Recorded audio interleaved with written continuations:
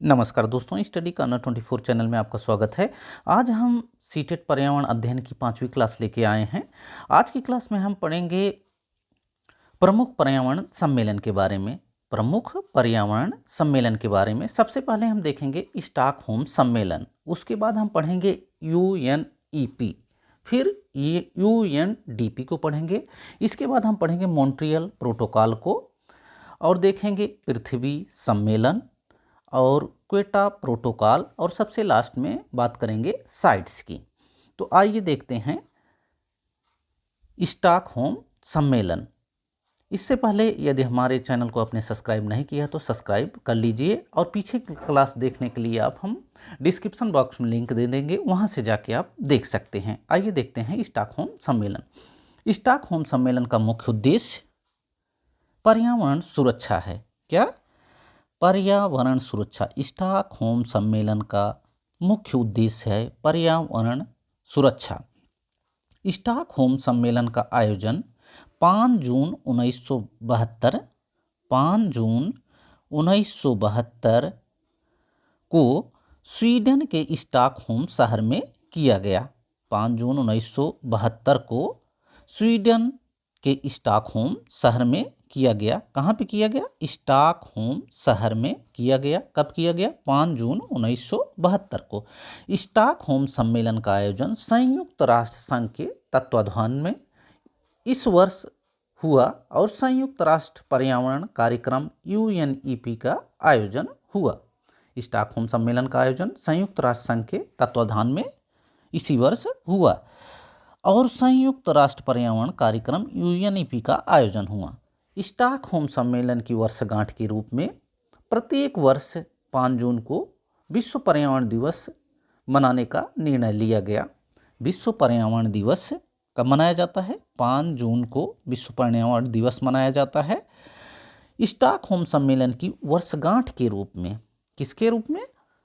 Stockholm सम्मेलन की वर्षगांठ के रूप में प्रत्येक वर्ष 5 जून को विश्व पर्यावरण दिवस मनाया जाता है। आगे बढ़ते हैं।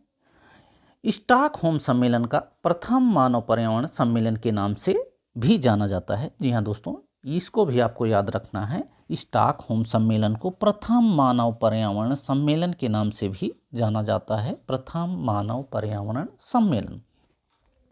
स्टॉकहोम सम्मेलन का मुख्य उद्देश्य पर्यावरण को सुरक्षा है। स्टॉकहोम सम्मेलन का आयोजन 5 जून 1972 को स्वीडन के स्टॉकहोम शहर में किया गया। स्टॉकहोम सम्मेलन की वर्षगांठ के रूप में 5 जून को हम विश्व पर्यावरण दिवस के रूप में मनाते हैं। अब आगे बढ़ते हैं और देखते हैं संयुक्त राष्ट्र पर्यावरण कार्यक्रम यानी UNEP. United Nations environment programme. United Nations environment programme, संयुक्त राष्ट्र पर्यावरण कार्यक्रम। यह संयुक्त राष्ट्र संघ की महत्वपूर्ण एजेंसी है। कौन? संयुक्त राष्ट्र पर्यावरण कार्यक्रम। यह संयुक्त राष्ट्र संघ की महत्वपूर्ण एजेंसी है जो संयुक्त राष्ट्र की पर्यावरण संबंधी गतिविधियों का नियंत्रण करती है। किसकी? संयुक्त राष्ट्र की पर्यावरण संबंधी गतिविधियों का नियंत्रण करती है। कौन करता है? यूएनईपी। यह संयुक्त राष्ट्र संघ की महत्वपूर्ण एजेंसी है जो संयुक्त राष्ट्र की पर्यावरण संबंधी गतिविधियों का नियंत्रण करती है। इसका फुल फॉर्म भी आपको याद रखना है, UNEP, United Nations environment programme. आगे बढ़ते हैं। यूएनईपी का मुख्यालय नैरोबी में है। कहाँ पे है? यूएनईपी का मुख्यालय नैरोबी में है। कहाँ पर है? नैरोबी में है, जो कि कीनिया की राजधानी है। यूएनईपी का मुख्यालय कहाँ पे है? नैरोबी में है। नैरोबी में है, जो कि कीनिया की राजधानी है। कीनिया की राजधानी नैरोबी यूएनईपी का मुख्यालय है। जब भी पूछा जाएगा यूएनईपी का मुख्यालय कहाँ पे है, तो यूएनईपी का मुख्यालय नैरोबी है। नैरोबी कीनिया की राजधानी है। इस एजेंसी द्वारा ग्लोबल 500 पुरस्कार दिया गया। इसको भी याद रखना है। ग्लोबल 500 पुरस्कार किसके द्वारा दिया गया? ग्लोबल 500 पुरस्कार दिया गया यूएनईपी द्वारा। UNEP United Nations environment programme, इसका फुल फॉर्म भी आपको याद रखना है। आगे बढ़ते हैं और अब देखते हैं संयुक्त राष्ट्र विकास कार्यक्रम यानी UNDP. UNDP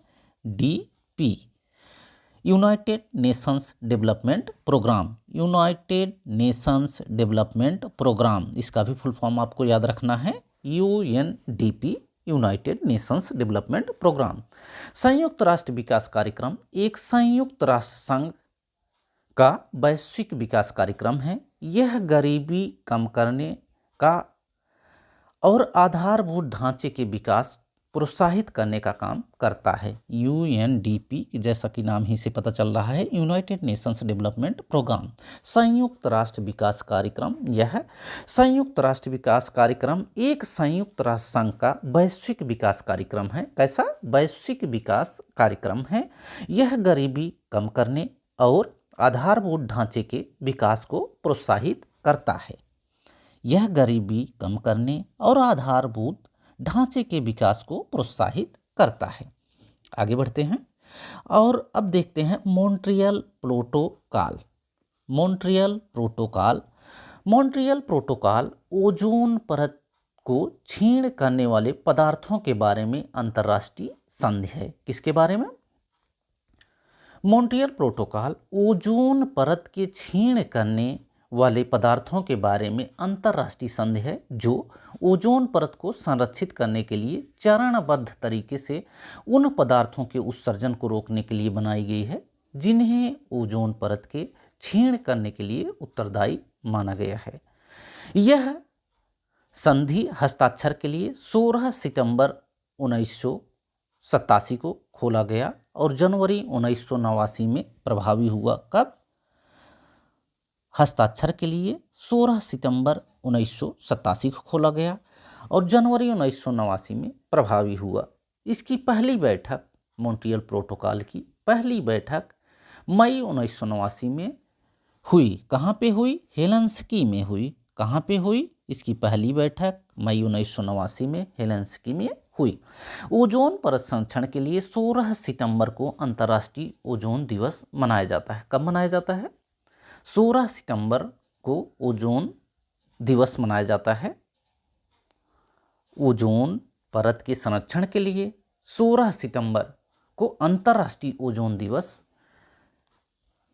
international ozone day कब मनाया जाता है? 16 सितंबर को मनाया जाता है ओजोन परत के संरक्षण के लिए। ओजोन परत का सबसे ज़्यादा नुकसान CFC यानी क्लोरोफ्लोरोकार्बन से होता है। किससे होता है? CFC, जिसको क्लोरोफ्लोरोकार्बन कहते हैं। ओजोन का सबसे ज़्यादा नुकसान किससे होता है? क्लोरोफ्लोरोकार्बन से होता है। ओजोन परत क्या है? मॉन्ट्रियल प्रोटोकॉल क्या है? मॉन्ट्रियल प्रोटोकॉल ओजोन परत को क्षीण करने वाले पदार्थों के बारे में अंतर्राष्ट्रीय संधि है। इसको आपको ध्यान रखना है। 16 सितंबर को हम ओजोन दिवस के रूप में अंतर्राष्ट्रीय ओजोन दिवस के रूप में मनाते हैं। इसकी प्रथम बैठक 1989 में हुई। ओजोन परत संरक्षण के लिए 16 सितंबर को अंतर्राष्ट्रीय ओजोन दिवस मनाते हैं। ओजोन को सबसे ज़्यादा नुकसान किससे होता है? क्लोरोफ्लोरोकार्बन से होता है। आगे बढ़ते हैं और देखते हैं पृथ्वी शिखर सम्मेलन। पृथ्वी शिखर सम्मेलन 1992। स्टॉकहोम सम्मेलन की 20वीं वर्षगांठ मनाने के लिए संयुक्त राष्ट्र संघ ने ब्राजील के रियो जी जेनेरियो शहर में 1992 में पर्यावरण एवं विकास सम्मेलन का आयोजन किया। कब किया? 1992 में पर्यावरण विकास सम्मेलन का आयोजन किया। इसे अर्थ या पृथ्वी सम्मेलन भी कहते हैं। क्या कहते हैं? अर्थ सम्मेलन या पृथ्वी सम्मेलन कहते हैं। अर्थ सम्मेलन या प्रथम पृथ्वी सम्मेलन भी कहते हैं। प्रथम पृथ्वी सम्मेलन या अर्थ सम्मेलन भी कहते हैं। पृथ्वी सम्मेलन में ही एजेंडा 21 लाया गया। इससे बहुत सारे क्वेश्चन बनते हैं। एजेंडा 21 किसका भाग है? तो एजेंडा 21 पृथ्वी सम्मेलन का भाग है। एजेंडा 21 किसका भाग है? पृथ्वी सम्मेलन का भाग है। पृथ्वी सम्मेलन में ही एजेंडा 21 लाया गया। इस सम्मेलन की सहमति के महत्वपूर्ण बिंदु आइए देखते हैं। इस सम्मेलन में वैश्विक सुरक्षा को बनाना, जो ग्लोबल वार्मिंग को रोकने, जैव विविधता, प्रदूषण, जल संरक्षण एवं अंतर्राष्ट्रीय के नियंत्रण में सहयोग देना है। विश्व के देश पृथ्वी के वायुमंडल के स्वास्थ्य, अखंडता, संरक्षित, सुरक्षित और पुनः स्थापित करने के लिए विश्वव्यापी साझेदारी में सहयोग करेंगे। इस सम्मेलन के यानी पृथ्वी शिखर सम्मेलन के सहमति के महत्वपूर्ण बिंदु हैं। इस सम्मेलन में वैश्विक सुरक्षा को बनाना, ग्लोबल वार्मिंग को रोकना, जैव विविधता, प्रदूषण, जल संरक्षण एवं अंतर्राष्ट्रीय नियंत्रण में सहयोग देना। अब हम आगे बढ़ते हैं और देखते हैं क्वेटा प्रोटोकॉल 1997। क्वेटा प्रोटोकॉल।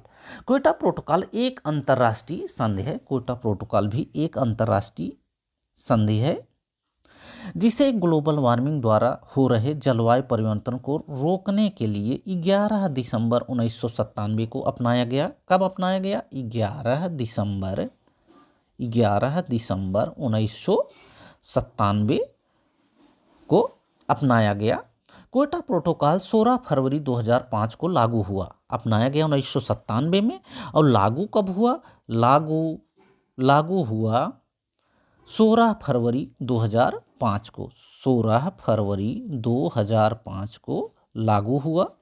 16 फरवरी 2005 को लागू हुआ क्वेटा प्रोटोकॉल। पूछा जाएगा कि क्वेटा प्रोटोकॉल कब लागू हुआ? तो क्वेटा प्रोटोकॉल 16 फरवरी 2005 को लागू हुआ। जब पूछा जाएगा इसे कब अपनाया गया, तो 11 दिसंबर 1997 को अपनाया गया, जबकि क्वेटा प्रोटोकॉल लागू हुआ 16 फरवरी 2005 को। यह ग्रीन हाउस उत्सर्जन में वृद्धि को रोकने के लिए बनाया गया। किसके लिए बनाया गया क्वेटा प्रोटोकॉल? ग्रीन हाउस उत्सर्जन में वृद्धि को रोकने के लिए क्वेटा प्रोटोकॉल बनाया गया। हम आगे बढ़ते हैं और सबसे लास्ट में देखेंगे साइट्स को। साइट्स जिसका कि फुल फॉर्म होता है convention of international trade in endangered species. इसको आपको ध्यान में रखना है। साइट के फुल फॉर्म को आपको ध्यान रखना है। 1973 में वाशिंगटन सम्मेलन में सहमति बन गई, परंतु इसे लागू 1976 में किया गया। 1973 में वाशिंगटन सम्मेलन में इसकी सहमति बनी साइट्स की और इसे लागू किया गया 1976 में। कब लागू किया गया? 1976 में। जबकि सहमति कब बनी? 1973 में बनी। यह उन जीवों के व्यापार को नियंत्रित करता है जो आज विलुप्ति के कगार पे हैं। यह उन जीवों के व्यापार को नियंत्रित करता है जो आज विलुप्ति के कगार पे हैं। यह जीव तथा उसके अंगों आज को अंतर्राष्ट्रीय प्रतिबंध करता है। किसका प्रतिबंध करता है? यह जीव तथा उसके अंगों आज को अंतर्राष्ट्रीय प्रतिबंध करता है।